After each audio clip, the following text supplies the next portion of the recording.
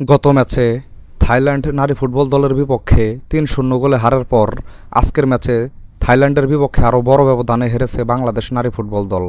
আজকের ম্যাচে বাংলাদেশকে ৫-১ গোলে হারিয়েছে থাইল্যান্ড।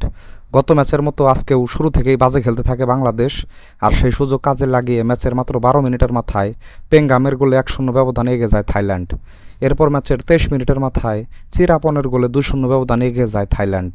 ম্যাচের ২৯ মিনিটের মাথায় শামসুন নাহারের গোলে ২-১ ব্যবধান কমিয়ে ম্যাচে ফেরার ইঙ্গিত দিয়েছিল বাংলাদেশ।